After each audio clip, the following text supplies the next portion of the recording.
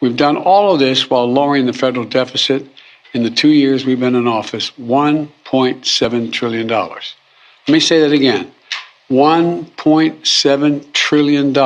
We've lowered the federal debt. Wages have gone up more than prices have gone up. My economic plan is working, and we're just getting started. Take a look, you guys. Coming out today, Biden falsely says that he cut the national debt by $1.7 trillion. Now, let me know your thoughts in the comments down below. Obviously, that is false. The debt did not come down by $1.7 trillion. Was he confused in his statement? Is he confused about it? Or is he outright lying, hoping that people won't realize the statement, get that confused, and think, wow, he's doing a good job. He's cutting that debt. Let me know your thoughts, you guys.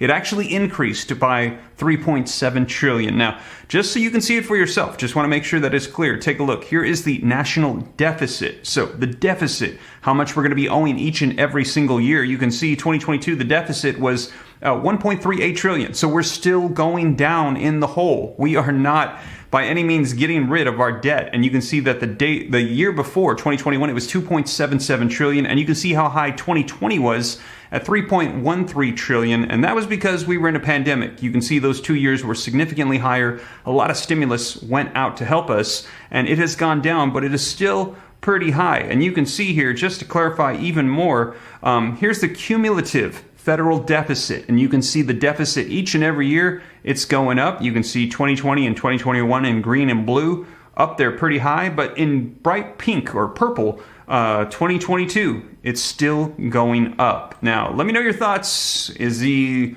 giving misinformation, or is he simply confused? Let me know your thoughts. This is your stimulus update. This just came out today as he made this speech. And a little bit of good news. He said the inflation has cooled a little bit. It's getting closer to 7%, but things are still not looking good for our economy. Now, let's go ahead and take a look at this, and I'm going to share with you the video footage so you can see it for yourself. Smash the like button, subscribe. Take a look at this article, you guys. Biden falsely says that he cut the national debt by $1.7 trillion. President Biden wrongly claimed Tuesday that he's lowering the national debt by $1.7 trillion, when in fact the debt grew by nearly $3.7 trillion during his first 23 months in office. Biden made the error while using the terms deficit and debt interchangeably during remarks touting a slight decline in the national inflation rate to 7.1% in November. We've done all of this while lowering the federal deficit in 2 years. We've been in office by $1.7 trillion. Then, before incorrectly adding, let me say that again, $1.7 trillion, we've lowered the federal debt. The national debt was roughly $27.75 trillion when Biden took office. According to Congressional Research Services, it is now $31.43 trillion today. Biden regularly touted the fact that the national deficit is declining, though fact checkers note that much of the reduction is actually due to the expiration of bipartisan pandemic relief programs, aka stimulus programs that were approved in 2020, rather than Biden's own actions. So they're saying it's only coming down because they're not sending out money to help people anymore. No administration has ever cut the deficit that much, Biden said today, Tuesday. The federal deficit in fiscal year 2022, which ended September 30th, was the fourth highest on record, according to the Treasury Department, with a $1.38 trillion in federal spending beyond what authorities collected in revenue. So let me know your thoughts, you guys, but let's go ahead and take a look at President Joe Biden's speech today. And he says that the promises that they've made, they're going to be on the way. He says that they're cutting down the debt. I think he meant the deficit, and also that inflation is coming down, so it's going down from around 8%. It's now at 7%. But take a look at President Joe Biden's speech. Let me know your thoughts in the comments down below. News that provides a reason for some optimism for the holiday season, and I would argue for the year ahead. We learned last month's inflation rate came down more than experts expected. In a world where inflation is rising at double digits in many major economies around the world, inflation is coming down in America. In fact, this new report is the fifth month in a row where annual inflation has fallen in the United States. Inflation outside from food and energy, a key measure that economists use, also fell. Make no mistake, prices are still too high.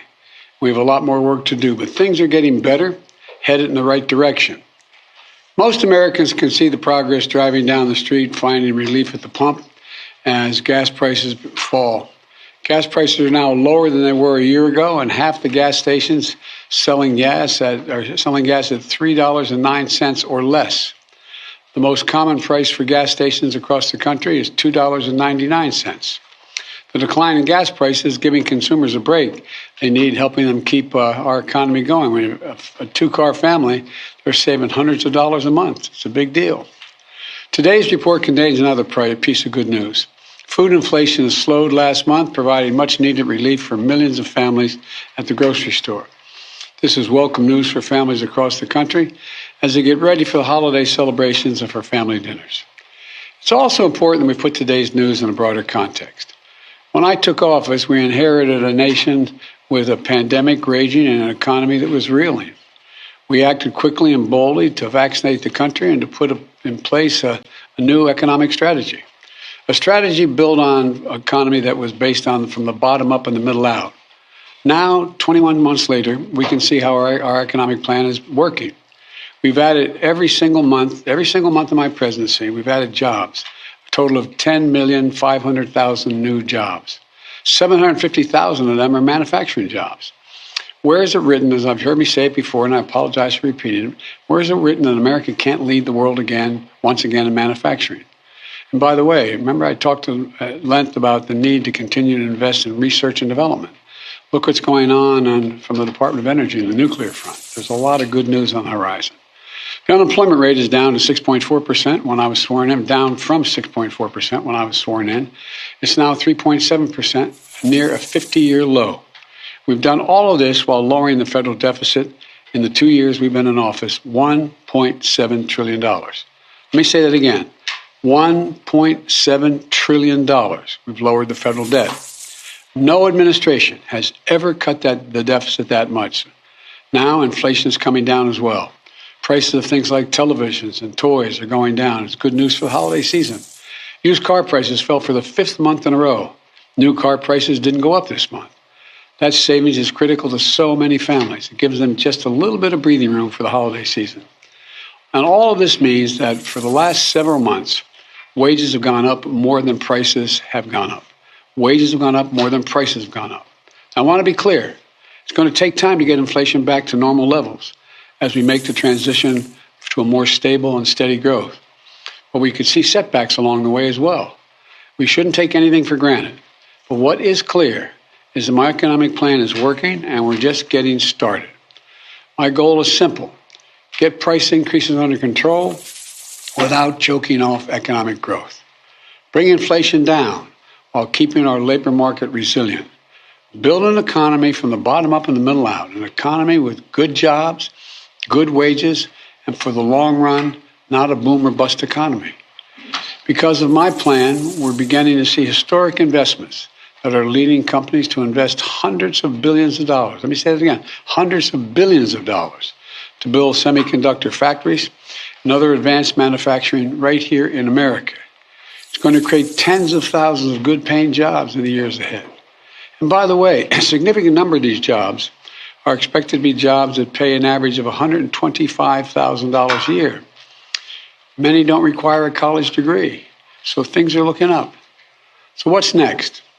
Because of my plan, we're taking powerful actions to lower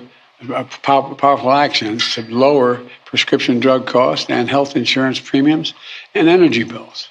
In just a few weeks, starting in January, families will get a little more breathing room. They've been told for some time since we passed the legislation that we're going to be able to lower the price of drugs. Let me give you just one example.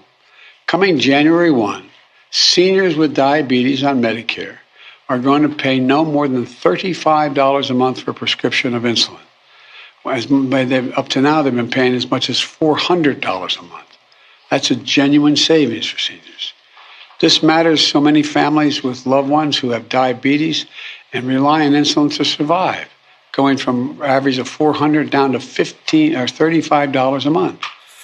In January, they won't have to choose between paying for their insulin, and in many cases, putting food on the table. It matters. It's real savings to people, and it's just about to kick in. The same is true from healthcare to clean energy. By taking action, we're making real progress in strengthening and stabilizing our economy, giving Americans across the country some breathing room in the process. Look, I know it's been a rough few years for hardworking Americans and for small businesses as well. And for a lot of folks, things are still pretty rough. But they're bright spots, all across America where we're beginning to see the impact of our economic strategy. And we're just getting started. I've said it again, I've never been more optimistic about America's future. And today's news gives me another reason to be optimistic about that future. We're building a better America, an economy from the bottom up and the middle out, not the top down. When the poor have a shot, the middle class do well, the wealthy always do very well. We just have to keep going. I know we can get this done.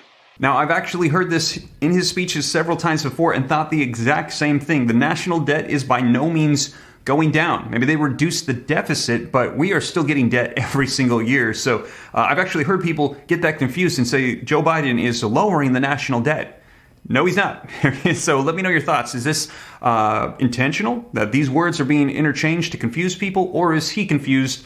Let me know your thoughts. Now, whatever the case, we will see. This just came out today. And also, we're going to be seeing, because even though things are slightly improving, our economy, it's still getting bad. And brace yourselves. Looks like a recession in 2023 is going to be on the way. And people are going to be hurting. Now, whatever unfolds, though, however Congress responds, I'm going to be sure to keep you guys up to date here on the channel. But that is the latest just coming out today. And as I mentioned, if you missed my video from earlier, check it out right here as I give you an update as Congress is pushing to get done before the end of the year an omnibus government spending bill, and they want to include in it child tax credit payments to go out to parents, and they're trying to modify that provision to get it out to get some sort of an agreement. Now, I'll keep you up to date. But you guys check that out if you're interested. And don't forget, if you made it this far, haven't already, smash the like button, subscribe.